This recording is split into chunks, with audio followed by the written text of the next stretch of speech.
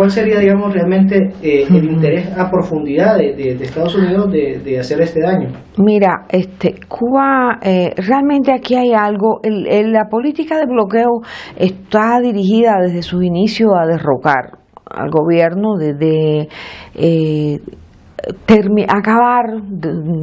eliminar el apoyo de la población de la isla, de nuestro país, al gobierno. Como esa política no ha dado resultados a lo largo de los años, Estados Unidos y los grupos conservadores y hasta terroristas que actúan desde Estados Unidos contra nuestro país han ido creando nuevos planes y nuevas acciones para atacar a Cuba y tratar de causarle daño a la revolución y de revertir el proceso socialista y el proceso revolucionario en nuestro país. Hay múltiples ejemplos en determinados, desde el inicio de la revolución, desde la quema de las plantaciones cañeras, los atentados en los vuelos de nuestras líneas aéreas, la voladura de aquel avión de cubana de aviación en el año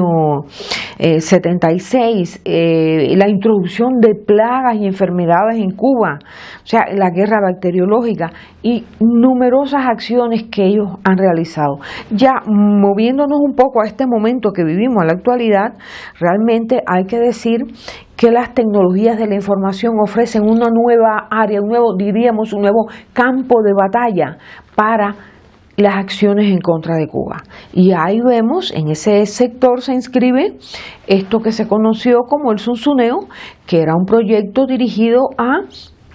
preparar las condiciones para crear en Cuba una especie de revolución al estilo de las que se produjeron en los países del Medio Oriente, Libia y tal, donde por medio de las comunicaciones y de los teléfonos se lograba movilizar a la gente para que reaccionaran a una indicación de un centro de poder determinado. Bueno, ya se vio que ha sido un fracaso y lamentablemente es una situación muy vergonzosa porque coloca a países, digamos,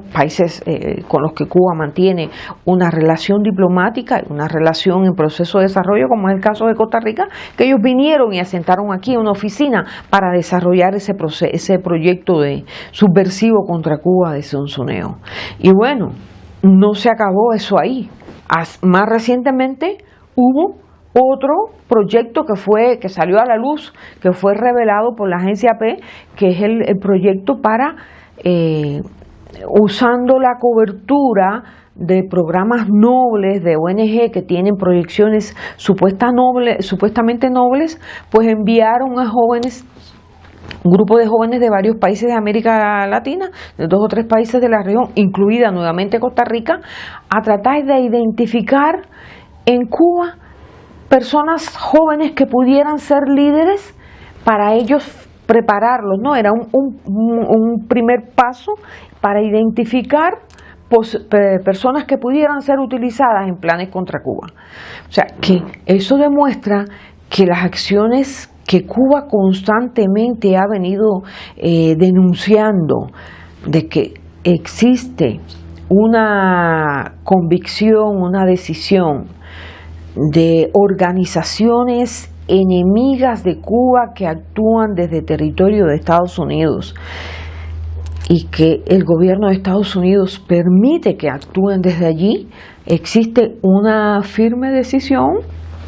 de atacar a Cuba, de hacerle daño a la revolución y de debilitar a la revolución. Afortunadamente, son planes que fracasan, que chocan siempre con la voluntad del pueblo cubano de defender a la revolución en cualquier condición. No solo cuando se sale a la calle a expresar apoyo a la revolución, porque puede verse cuando hay los actos, las manifestaciones, total apoyo, sino la creatividad que desarrolla el pueblo cubano para salir de las dificultades que le impone el bloqueo, la convicción de los cubanos de defender a la revolución realizando acciones de monitoreo en esas organizaciones que actúan contra Cuba para conocer de antemano esos planes y abortarlos, evitar que se lleven a cabo esos planes, que es lo que estaban haciendo nuestros hermanos que están encarcelados en Estados Unidos, los 5 conocidos como los 5 cubanos, que bueno, en este momento quedan 3 injustamente encarcelados allí, 2 de ellos ya cumplieron sus condenas, nos quedan 3, nuestros hermanos ahí, y es lo que explica por qué estaban ellos allí, porque si no hubiese sido por la labor de ellos y de otros hermanos y amigos que han estado colectando información y conociendo cómo operan esas organizaciones en contra de Cuba, Cuba no hubiese podido evitar los múltiples ataques terroristas que han sido planificados. Ahí está el acto terrorista, que la bomba que colocaron en el Hotel Copacabana, que provocó la muerte de un deportista, de un joven deportista italiano que estaba en Cuba pasando unos días haciendo sus prácticas, lo que fuera, un turista, y el hombre, un inocente, fue víctima de ese atentado terrorista que estaba planificado para desalentar el flujo del turismo a nuestro país. Y bueno, son cosas que quizás las personas, porque hoy circula tanta información en el mundo que a veces las personas no tienen suficiente tiempo para leer y para profundizar en los temas, y luego estos temas son temas que no siempre son en los que se profundiza, la gran prensa no profundiza en ello, porque lógicamente no son temas que les interesen a las grandes agencias poner información sobre cómo se aplica el bloqueo, y bueno, pues más bien queda en esa nebulosa de que bueno, es un asunto bilateral entre Cuba y Estados Unidos, es un asunto que Cuba dice que le afecta, pero mira, no le afecta. No, sí le afecta, porque el bloqueo ha costado más de $1 billón a la economía cubana. Cuando usted empieza a calcular cuánto hubiese invertido Cuba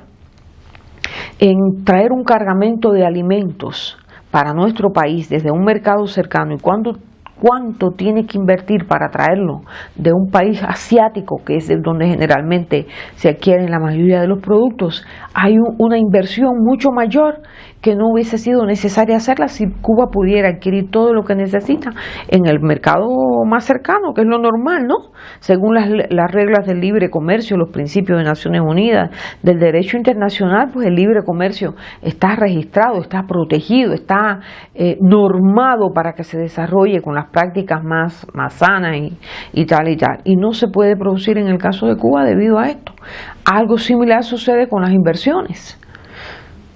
Las grandes compañías no pueden invertir en Cuba porque siempre hay un intento de sanción, una llamada de atención a esas compañías para disuadirlas de invertir en nuestra economía. Y bueno, desafortunadamente o afortunadamente, realmente debemos decir, esos planes fracasan. Nos cuesta más desarrollarnos, nos cuesta más avanzar, pero Cuba avanza. Y hay una cosa que hace a Cuba, que la distingue, que hace que recibe el reconocimiento del mundo, de los países, de las personas, y que se desarrolle la solidaridad con Cuba y el apoyo a Cuba, y es esa actitud humanista que siempre ha caracterizado a la Revolución Cubana, que la ha llevado a estar presente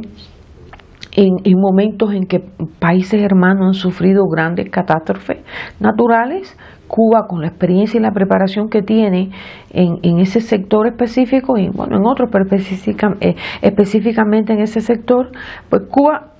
va inmediatamente a brindar apoyo a esos países. Ahora mismo tenemos esta situación que se está produciendo en África con la epidemia del ébola, que realmente se requiere una respuesta muy fuerte, muy poderosa de la comunidad internacional para poder enfrentar, combatir y detener una epidemia de tanta envergadura como esa. Y bueno, Cuba inmediatamente respondió al llamado de Naciones Unidas ofreciendo el envío de 165 especialistas, de ellos unos 65 médicos y otro número de enfermeros, y ahora esa cifra se ha incrementado a más de 450 especialistas. Nosotros tenemos brigadas médicas en muchos países africanos, la hemos tenido desde hace mucho tiempo,